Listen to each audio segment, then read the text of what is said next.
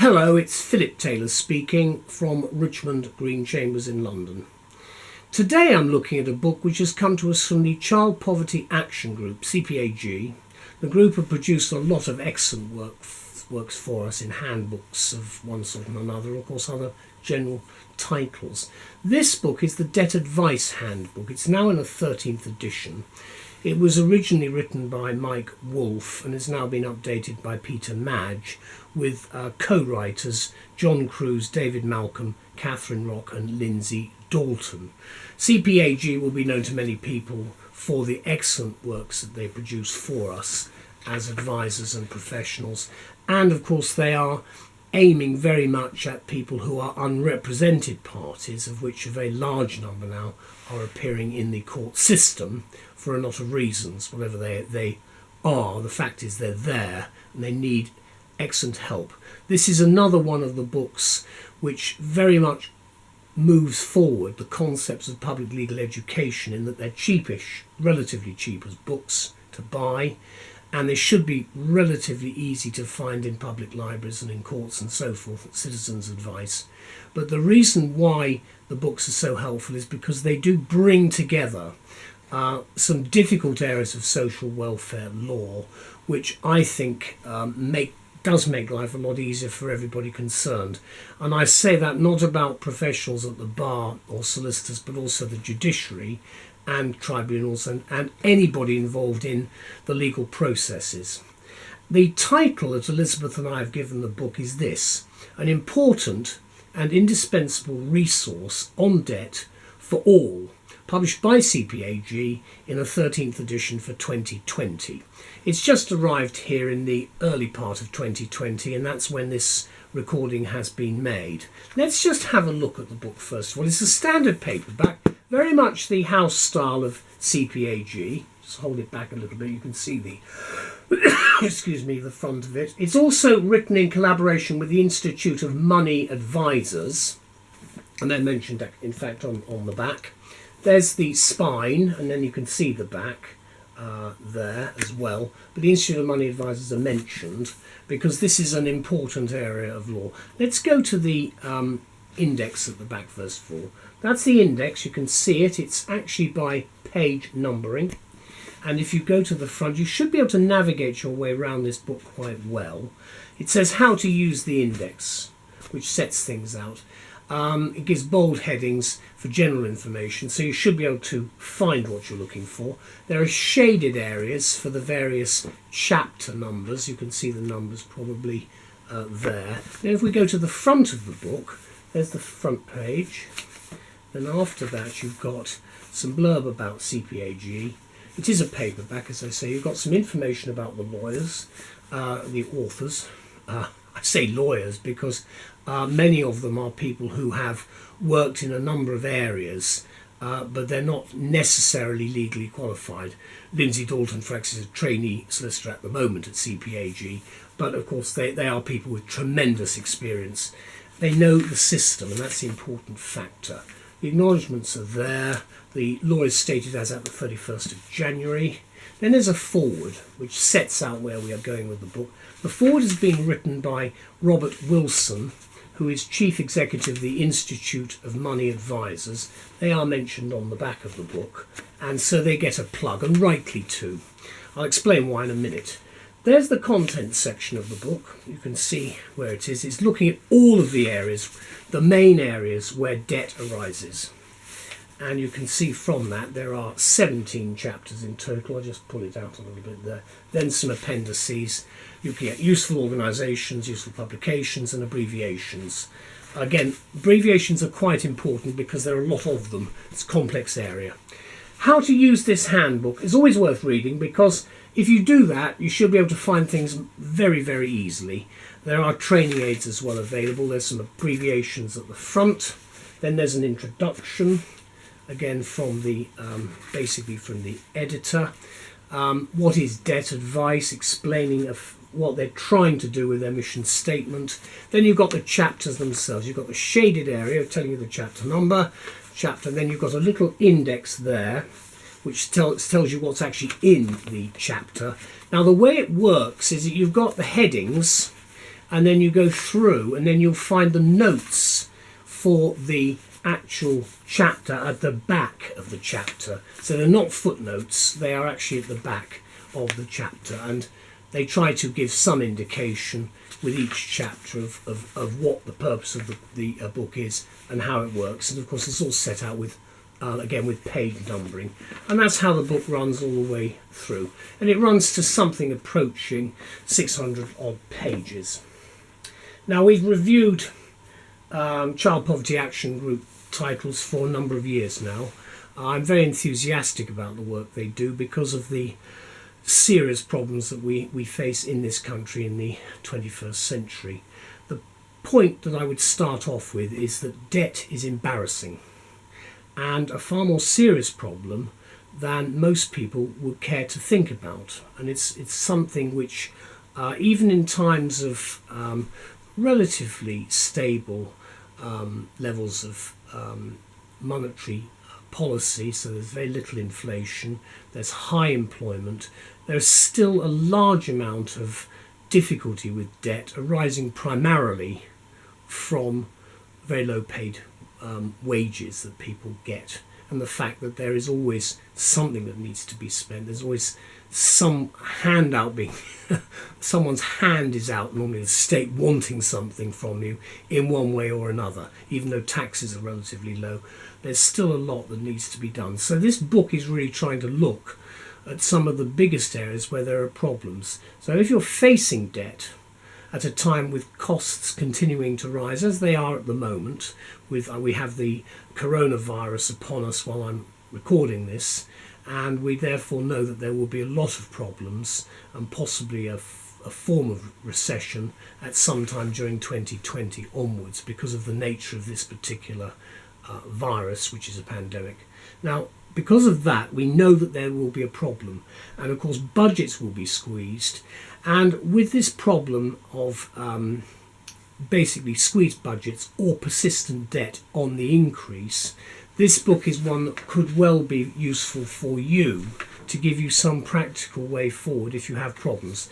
Now, I do realise, because I mentioned about the business of the pandemic virus, that means that there will be possibly, even when I'm recording this, which is in, as I say, in the March of 2020, we don't quite know where we're going to be, but we do know that a number of financial institutions and businesses are making plans to at least be a bit more reasonable, because some of them are totally unreasonable. I know I see them in court, but some people are reasonable, and I just hope that that will continue, because it's our view that no advisor should be without this essential guide at the present time, because it sets out very clearly the practice and process of money advice in England and Wales at this time.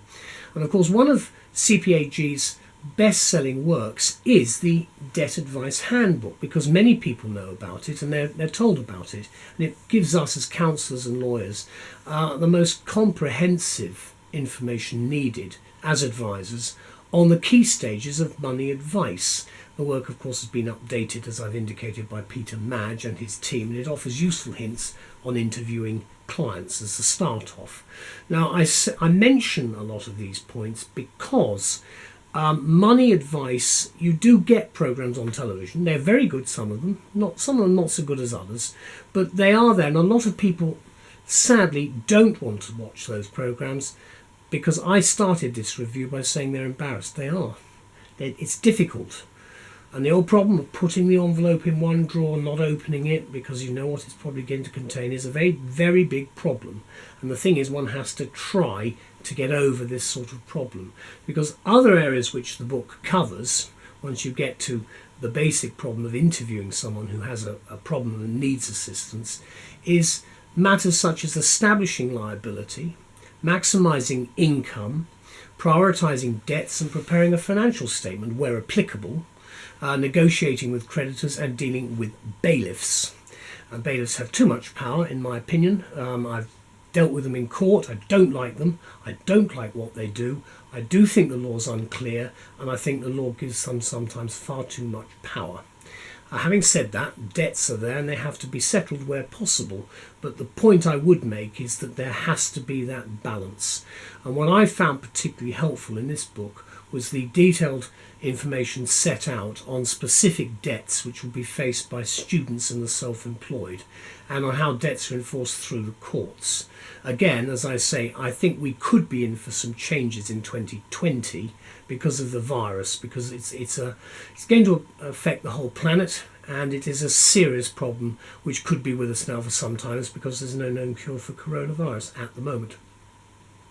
This book is fully updated to cover all recent changes in legislation, case law and court procedures and practice. And so the handbook, I think, as I say, is an indispensable resource for all debt advisors, and it's the set text for the Institute of Money Advisors, a certificate in money advice practice, which delivers its course in partnership with Staffordshire University. And I think it's important to remember that they are there to assist. As I said earlier, that's the information. The logo is actually on the back. It should really be on the front, but there again, it's on the back, and I'm giving them the best plug I can. The work of the CPAG, of course, remains of crucial importance today, with the increasing detail which affects all aspects of social welfare law.